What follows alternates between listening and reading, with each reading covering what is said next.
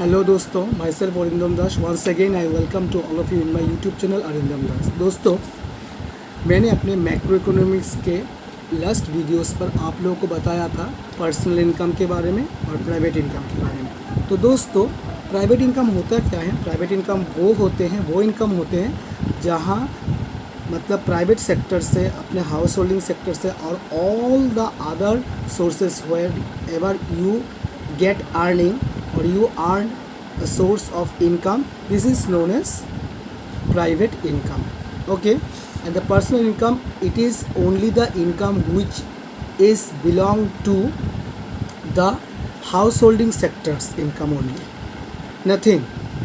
मैंने यहीं तक आप लोगों को बताया था। अगर किसी को भी प्राइवेट इनकम और पर्सनल इनकम को लेकर कोई दिक्कत होते हैं तो काइंडली मेरे वीडियोस पर जाइए, वहाँ पर मैंने डिटेल से बताया दिया था और वहाँ से आप लोग अपना डिज़ायर्ड नॉलेज एक्वायर कर सकते हैं। दोस्तों, आज हम जानेंगे पर्सनल डिस्पोजेबल इनकम के बारे में। पर्सनल डिस्पोजेबल इनकम के बारे में आइए, पर्सनल डिस्पोजेबल इनकम हम बताते हैं। देखिए, पर्सनल इनकम होते क्या है? पर्सनल इनकम आप जब प्राइवेट इनकम से अपने कॉरपोरेशन टैक्स होते हैं, जो अनडिस्ट्रीब्यूटेड प्रॉफिट है, जब माइनस करके जितना आपके पास रहता है वही होते हैं पर्सनल इनकम। माइंड इट कि कोई प्रॉफिट आपको मिलने वाला है। मान लीजिए कोई एरियर का रुपीस अमाउंट या फिर कोई एरियर का आपको एक प्रॉफिट, एक portion of part of amount आपको मिलने वाला है। आपको भविष्य में वो मिलने वाला है, वर्तमान पर आपके हाथ पे नहीं मिला तो आपको वो हो जाएगा माइनस आइटम। और जो आपने प्राइवेट अर्निंग से जो रुपया आपने कमाया था वो जब आप टैक्स दे रहे हो, कॉरपोरेशन टैक्स हो या फिर और कुछ भी टैक्स हो, जो रह जाता है वही होते हैं आपके लिए पर्सनल इनकम। अभी पर्सनल डिस्पोजेबल इनकम क्या होते हैं? देखिए, personal disposable income, it is the combination of income both savings and consumption. मान लीजिए कि आप हर महीने 20,000 सैलरी कमाते हो। Monthly earning your is ₹20,000 your monthly earning. Okay, and your monthly consumption, that is monthly householding consumption, is ₹10,000. How much? ₹10,000. And remaining, how much remaining? There is only 10,000 rupees. 20,000 minus 10,000, the remain part of amount is 10,000. So this 10,000, this amount is known as savings. So when consumption and savings both are get together, at that time you can count your personal disposable income. On the other hand, personal income से जब आप कोई personal tax payments करते हो या फिर personal non tax payments करते हो, टैक्स तो आपको देना ही पड़ेगा, या फिर कोई और भी ज़्यादा कोई नॉन टैक्स पेमेंट्स आपके पास हो तो जो कुछ आपको देना पड़ता है। मतलब आप मान लीजिए कि इलेक्ट्रिसिटी बिल तो यह तो एक टैक्स है, यह आपको देना ही पड़ेगा, तो यह जब पर्सनल इनकम से जब आप माइनस कर देते हैं, एक माइनस का टर्म्स जैसे वो एक टैक्स है, एक tax that is a compulsory burden, you have to own it. जब आपको माइनस करना पड़ता है जो अमाउंट रह जाता है, उसके बाद और एक amount that is personal non tax payments, जैसे आपका थोड़ा बहुत खर्चा हो, मेडिसिन का खर्चा हो या फिर कुछ और का खर्चा हो, हाउस होल्डिंग को तो कितना खर्चा आता है। So all these are non tax payment. जो रह जाता है पर्सनल इनकम से जब आप टैक्स पेमेंट करते हो, जो बचा कुचा अमाउंट जब रह जाता है, उसके बाद जब नॉन टैक्स पेमेंट्स करने के बाद जो रुपया आपके हाथ पे आया, आपके पास है, वही होते हैं personal disposable income.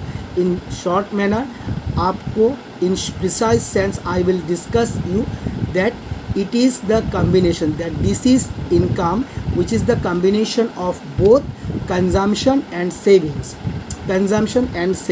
Okay, so I have cited one example, ₹20,000. Your monthly consumption is 10,000 and your monthly savings is also 10,000. 10 plus 10, that is your personal disposable income. Okay, so in the precise sense I can cite that households have to pay taxes from personal income. Income में से ही तो आप खर्चा करेंगे, जो tax देना हो, जो नॉन टैक्स पेमेंट्स करना हो, वो सब इनकम में से आप डिडक्ट करोगे, ठीक है. They make personal tax payments, for example income tax, and non tax payments, that is miscellaneous receipts of the government administrative departments such as fines, fees, etc. So if we deduct these payments from personal income, then we will get personal disposable income. Here the example has cited in different manner. That is, households have to pay taxes from personal income. Okay, it is a precise thing you have to understood that personal income में से house holding sector को क्या देना पड़ता है, taxes पे करना पड़ता है, ठीक है. They make personal tax payments, यहीं से हम पर्सनल टैक्स पेमेंट्स बनाते हैं. जैसे इनकम टैक्स हमको पे करना हो तब हम क्या पड़ोसी से उधार मांग के देंगे या फिर बैंक से लोन लेकर, हम तो हमारे इनकम में से ही हमें उसे डिडक्ट करना पड़ेगा. And non-tax payments, miscellaneous receipts such as fees, fines, all these they are the combination of personal disposable income. जब हम पर्सनल इनकम में से यह इनकम टैक्स तो हमें माइनस करना पड़ेगा, फीस हमें देना पड़ रहा है, फाइन लगा है, पेनल्टीज देना पड़ता है, तो ये सारे क्या होते हैं, ये सारे होते हैं नॉन टैक्स पेमेंट्स. कहीं से भी लग जा सकता है. मान लीजिए कि हेलमेट के बगैर आपने घूमने के लिए निकल गए, सामने ही आपको पुलिस में फ़ाइन काट दिया, आपको तो देना पड़ेगा ना. और यह फ़ाइन का और एक दिक क्या होते हैं, और एक साइट में बताता हूँ कि यह हर महीना हर दिन यह कंपलसरी नहीं होता है, लेकिन जो आपको टैक्स पेमेंट करना पड़ता है वो तो कंपलसरी बर्डन है, ठीक है ना. हाँ, जब आप लोन लेते हो, मतलब लोन आपने बैंक से लिया हुआ, ये इसका जो लोन का जो अमाउंट जो किस्त है वो तो कंपलसरी पेमेंट करता है कि मंथली आपको देना ही पड़ता है. तो देखिए सारे जो डिडक्ट होते हैं वो कहाँ से डिडक्ट होते हैं, वो सब पर्सनल इनकम में से ही डिडक्ट होते हैं. तब जब पर्सनल इनकम से यह टैक्स पेमेंट्स और नॉन टैक्स पेमेंट्स जब डिडक्ट होकर जो पोर्शन हमारे हाथ रह जाता है वही होते हैं पर्सनल डिस्पोजेबल इनकम. तो दोस्तों आइए हम देखते हैं एक वीडियो के माध्यम से कि कैसे हम पर्सनल इनकम और पर्सनल डिस्पोजेबल इनकम कैलकुलेट करते हैं. Let's have a look with the help of a some, a small mathematical problems. Okay, so let's have a look. Once you can see that there is given a question and we have to calculate personal income and personal disposable income from the following data. So let's read whatever the items has been given and along with their amount, that is rupees, amount in rupees. So first one, in the items you can see that gross domestic product at market price. आप लोगों को मैंने gross domestic product के बारे में बताया था. तो देखिए ग्रॉस डोमेस्टिक प्रोडक्ट होते हैं, gross domestic product at market price होते हैं, जो मार्केट वैल्यू में जितना goods and services with in the domestic territory पाए जाते हैं उन्हीं हम कह सकते हैं gross domestic product at market price. मतलब आप चावल का दाम ले दीजिए कि चावल का मार्केट रेट कितना होता है, आपको पता ही होगा. वो उनसे जो डोमेस्टिक प्रोडक्ट दैट इज़ जो नेशनल इनकम हम काउंटिंग करते हैं वही होते हैं हमारे लिए gross domestic product at market. मतलब मार्केट रेट पर और मार्केट वैल्यू पर जो गुड्स एंड सर्विसेज प्रोवाइडेड होते हैं हमारे डोमेस्टिक टेरिटरी में वही होते हैं हमारे लिए ग्रॉस डोमेस्टिक प्रोडक्ट. तो ग्रॉस डोमेस्टिक प्रोडक्ट आप देखते हैं 9,000 रुपया यहाँ पर है. Number B, depreciation. डेप्रिसिएशन के बारे में मैं और एक दिन बताऊंगा. फ़िलहाल आप लोगों को यह लिखना है depreciation. You can see that depreciation क्या होते हैं कि मान लीजिए आपने एक कार ख़रीदा, ठीक है, कार का मार्केट वैल्यू था 2 लाख रुपया। अभी 1 महीना या फिर 6 महीना जाने के बाद आप जब मार्केट में वो उसे जब मतलब इसे जब सोल्ड करने के लिए भेजोगे, मतलब सोल्ड करने निकलोगे, तो 2 लाख रुपया आप कहता है इसमें से आप एक्सपेक्ट नहीं कर पाओगे। क्यों नहीं कर पाओगे? क्योंकि आपने इसे यूज़ किया हुआ है, ये कैपिटल है और इसको हम कह सकते हैं मतलब एक one kind of wire and TR value of by for using the capital goods. Okay, तो आपको हमेशा पता होना चाहिए कि डेप्रिसिएशन एक माइनस आइटम है, क्योंकि आपने उस चीज़ को आपने यूज़ किया, उसका जो यूजिंग एक वैल्यू होते हैं वो हमेशा डिडक्शन होते हैं। और जो स्टूडेंट्स कॉमर्स में से हैं उसे डेप्रिसिएशन बहुत ही अच्छी तरीके से पता है। सो मैं डेप्रिसिएशन के ऊपर भी एक दिन एक टॉपिक दूंगा, काइंडली आप लोग सभी देखिएगा। तब आपको फ़िलहाल यह जानना है कि डेप्रिसिएशन जब भी कहीं पर देगा, at that time you have to deduct this because it is always the minus item. Okay, one kind of negative item. Number C, अच्छा देखिए, डेप्रिसिएशन यहाँ पर 500 रुपया दिया हुआ है। Net factor income from abroad, मान लीजिए कि हमारे देश में से कोई सामग्री बाहर के देश पर गया हुआ है, तो वहाँ से जो फैक्टर इनकम आ रहे हैं, वहाँ से जो इनकम हम अर्निंग करते हैं वो हमेशा क्या होते हैं, बाहर देश से हमारे यहाँ पर हम मतलब उनसे पैसा हमें मिलेगा, तो मिलने वाला आइटम हमेशा प्लस आइटम होते हैं। हाँ, तो 200 रुपया। अब आप ये देखिए, indirect tax minus subsidy, that is net indirect taxes दे चुका है। जितना इनडायरेक्ट टैक्स हुआ था वो सब सारे सब्सिडी से माइनस किया हुआ है। मतलब इनडायरेक्ट टैक्स जो था वो सब्सिडी से ज़्यादा था। हाँ, तो इनडायरेक्ट टैक्स माइनस सब्सिडी, आपको पता है कि सब्सिडी एक प्लस आइटम है, क्योंकि गवर्नमेंट हमें जो हम कुछ प्रोडक्ट खरीदते हैं उसमें से जो रुपया होते हैं एक पोर्शन ऑफ अमाउंट हमारे अकाउंट में दे देते हैं। जैसे मान लीजिए कि सिलेंडर गैस का दाम 1000 रुपया हम ख़रीदते हैं, लेकिन हमारे अकाउंट में 200 रुपया मान लीजिए कि गवर्नमेंट पहुंचा देते हैं, तो कितना आता है उसका कुल अमाउंट, वो अमाउंट होते हैं 800 रुपये। दोस्तों 200 रुपया जो हम जो रिसीव करते हैं उसे हम सब्सिडी कहते हैं। तो इनडायरेक्ट टैक्स से सब्सिडी जब माइनस हो रहा है तो कितना, मतलब इसको जो अमाउंट होता है उसे नेट इनडायरेक्ट टैक्स कहते हैं। हाँ, ग्रॉस नहीं, नेट इनडायरेक्ट टैक्स कहते हैं। तो यहाँ पर अमाउंट दिया हुआ है 100 रुपया। Undistributed profit, it is a part of profit which we cannot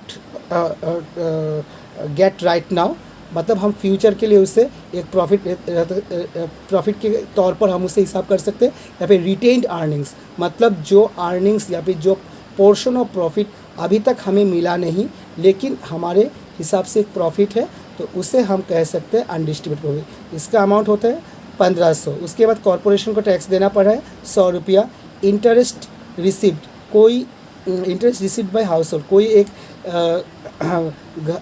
घर के सदस्य या फिर कोई या फिर आप मान लीजिए कि हमारे कंट्री को रिसीव हुआ है, इंटरेस्ट रिसीव हुआ है, तो रिसीव का आइटम हमेशा क्या होता है, प्लस आइटम होता है।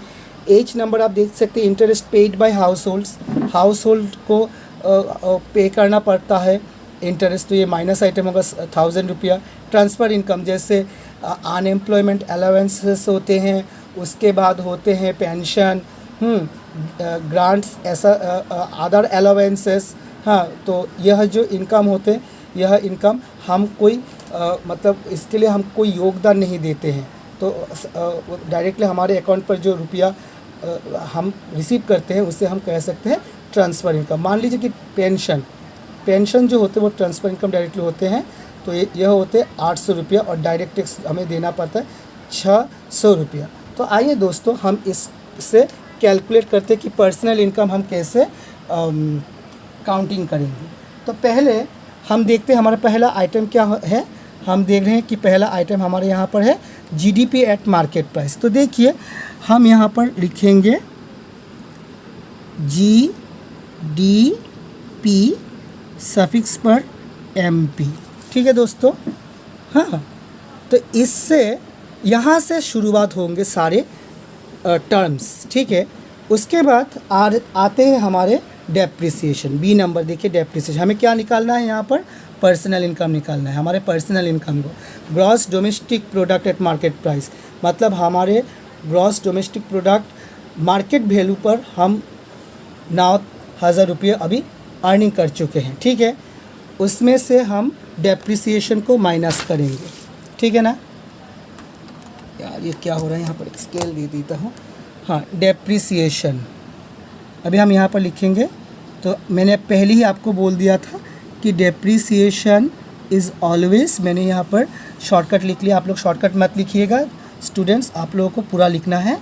Depreciation it is always a negative item, a minus item. उसके बाद आप देखते हैं कि net factor income from abroad है।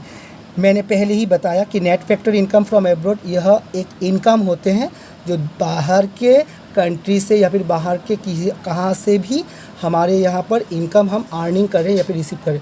तब जब हम इनकम रिसीव करते हैं वो क्या होता है, प्लस आइटम होते हैं। तब हम यहाँ पर दे सकते हैं इस पर प्लस NFIA, ठीक है। नेट फैक्टर इनकम है, यहाँ पर भी मैंने इसको short term net N factor F income I from FA for abroad, ठीक है। NFIA net factor income from abroad, okay. और सॉरी यहाँ पर फैक्टर मतलब N net factor income from हमने नहीं लिया, A फॉर एब्रॉड, ठीक है। अभी नेट इनडायरेक्ट टैक्स मतलब हमें अभी हमें सब्सिडी देने के बाद भी हमारे पास इनडायरेक्ट टैक्स रह चुका है, तो यह टैक्स हमें पे करना होगा, मतलब हमारे पॉकेट में से ये रुपया जाएगा। तो क्या होगा, ये भी एक माइनस आइटम हो गए। तो क्या होते हैं, नेट इनडायरेक्ट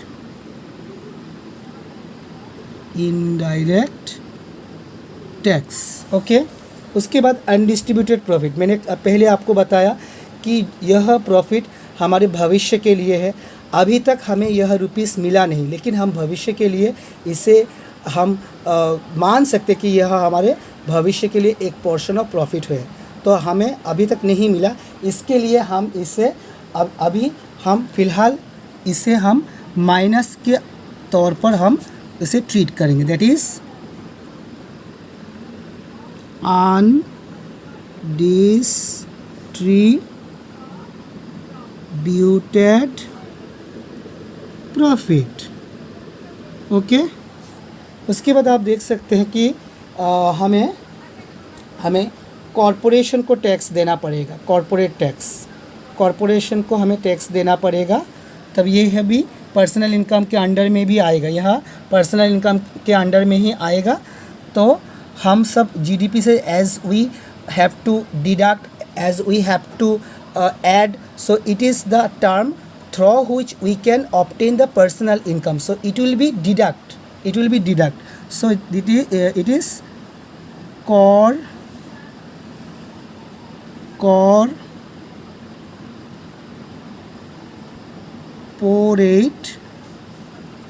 corporate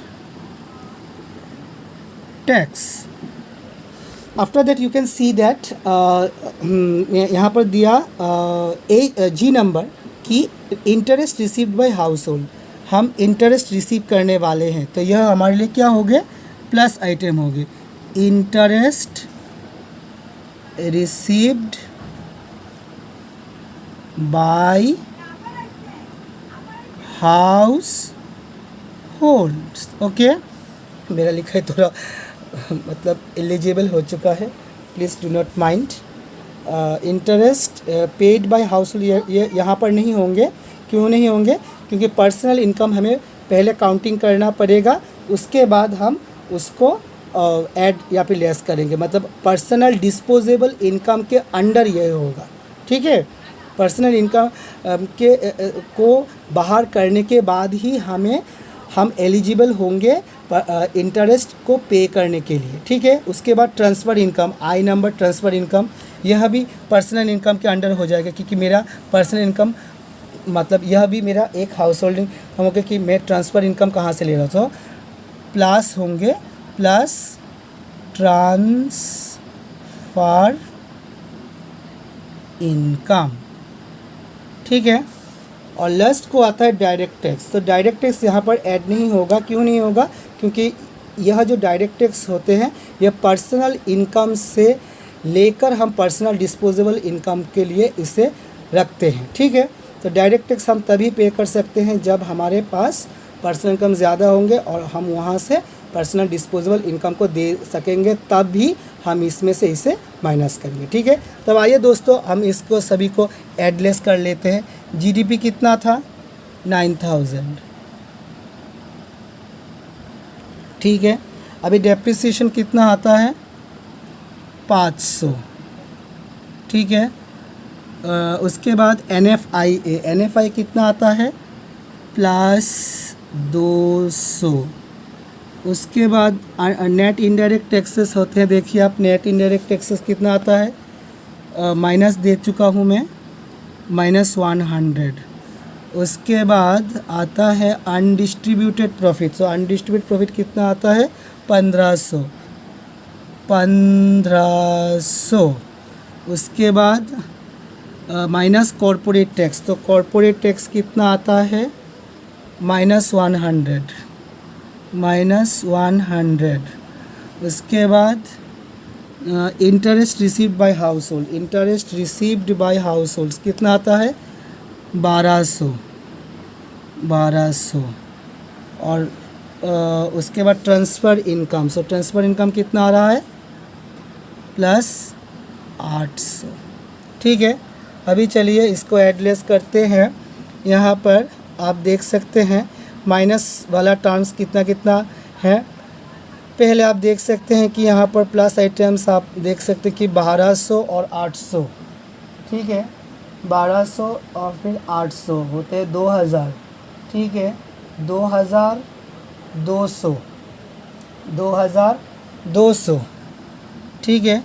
यहाँ पर देखते हैं हम क्या क्या आपको ऐसा लिख रहे हैं 9000, ठीक है। यहाँ पर -500, -100, -600, -700। और यहाँ पर कितना आता है?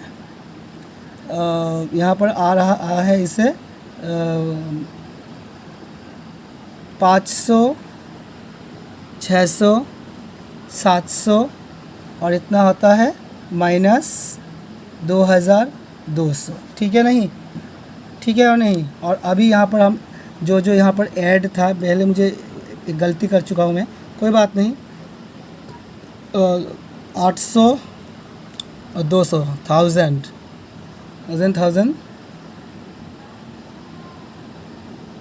यस और नॉट दोस्तों, आप देख सकते हैं यहाँ पर मैंने क्या कोई गलती किया है या फिर नहीं, आप लोग देख सकते हैं। 2200, ठीक है ना। 9000 -500 +200 -100 -1500 -100 +1200 +800। तो शायद मैंने कहीं पर किया हुआ है 500, 600, 700। अच्छा, और यहाँ पर होता है आपका 11200। अच्छा कोई बात नहीं, 500, 600, 700, 2200। यहाँ पर मैंने कहीं पर शायद भूल कर दिया होगा, तो कोई बात नहीं। यहाँ पर हो सकता है आप लोगों का इन दोनों को आप ऐड कर दीजिए, इससे और इससे 11200 माइनस यहाँ पर आप देख सकते हैं कि 500, 600, 700, 500, 600, 700, 700 और 1500, फिर 500, 600, 700 और 1500 कितना होता है? 2200, ठीक है ना। तो यहाँ पर मैं 2200 को फिर से लिख रहा हूँ, तो कितना आता है? 9000। यस, एम आई राइट? ₹9000 करोड़, ठीक है। ₹9,000 करोड़। फिर से आप लोग एक लुक देख सकते हैं कि जीडीपी हो रहे हैं 9,000, जीडीपी हो रहे हैं 9,000। हाँ, उसके बाद डेप्रिसिएशन -500, NFIA +200, उसके बाद नेट इनडायरेक्ट टैक्सेस होते हैं -1500, उसके बाद अनडिस्ट्रीब्यूटेड प्रॉफिट -100, कॉरपोरेट टैक्स मैंने दिया यहाँ पर -100, interest received by house holds 1200 और ट्रांसफ़र इनकम यहाँ पर दिया 800। तो फिर से चेक करता हूँ कहीं कोई भूल चूक हो गया। 1200 800 होते हैं 2000, 2200 और 9 2 11,200 यहाँ पर लिखा। और यहाँ पर माइनस वाला टर्म्स मैंने सबको प्लस किया, उसके बाद मैंने माइनस किया 500 100 600 700 और 1500 और 700 होते हैं 2200। तो मैंने यहाँ पर तो कोई मैं भूल तो नहीं देख रहा हूँ। फिर भी आप लोगों को अगर भूल लगे तो मुझे काइंडली कमेंट बॉक्स पर ज़रूर बताइएगा। अभी देखिए यहाँ पर अभी मैं बाहर करूँगा personal disposable income, personal disposable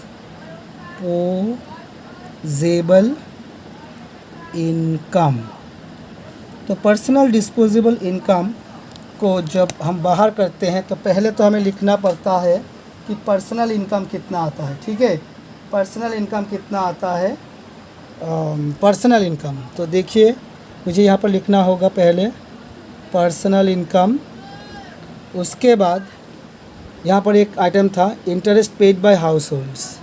सो मुझे यहाँ पर लिखना होगा interest paid by house holds.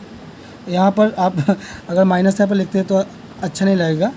और लास्ट को यहाँ पर था डायरेक्ट टैक्स, ये भी मुझे tax as it is compulsory burden we have to pay, so direct tax. So personal income कितना था, पर्सनल इनकम मेरा आया टोटल 9,000, पता नहीं क्या होगा 9,000। फिर से मैं बोल रहा हूँ कि कोई भी भूल चूक हो तो आप बताइएगा मुझे। और इंटरेस्ट मुझे पे करना पड़ रहा है, interest paid by house hold कितना 1,000 रुपीज़। और डायरेक्ट टैक्स कितना दे रहा हूँ मैं 600। तो कितना आता है ₹8,000, सॉरी यहाँ पर एक ज़ीरो मैंने दिया और यहाँ पर 600। तो क्या होता है ₹7,400। तो यह होता है आंसर। तो पर्सनल डिस्पोजेबल इनकम देखिए आपके पास जब पर्सनल इनकम आते हैं उसमें से अगर कोई एक्स्ट्रा और miscellaneous activities you have to pay, यहाँ पर जैसे दिखाएगा कि मुझे इंटरेस्ट पे करना है और डायरेक्ट टैक्स भी देना है और भी कोई टर्म्स या फिर आइटम्स आपको दे चुका होगा या फिर दे सकते हैं एग्ज़ाम पर, तब आपको यह याद पर रखना होगा कि मुझे पर्सनल डिस्पोजेबल इनकम मतलब डिस्पोज जो इनकम होते हैं मुझे वो बाहर करना होगा। तो पर्सनल इनकम से इंटरेस्ट पे जब मैं करता हूँ, उससे डायरेक्ट टैक्स जब माइनस करता हूँ तभी होते हैं मुझे पर्सनल डिस्पोजेबल। सो दोस्तों, अगर मेरे यह वीडियो कहीं पर आपको भूल लगा हो या फिर कोई गलत हो तो काइंडली मुझे बताएंगे। और मुझे आपसे यह उम्मीद है कि आप कैसे पर्सनल इनकम और पर्सनल डिस्पोजेबल इनकम कैसे बाहर करते होंगे। सो दोस्तों, आज के लिए इतना ही। Please kindly do share, subscribe and like my channel and kindly comment on my video. So till then, bye bye, have a good day। मिलते हैं अगले कई वीडियो पर, तब तक के लिए नमस्कार, शुभ रात्रि।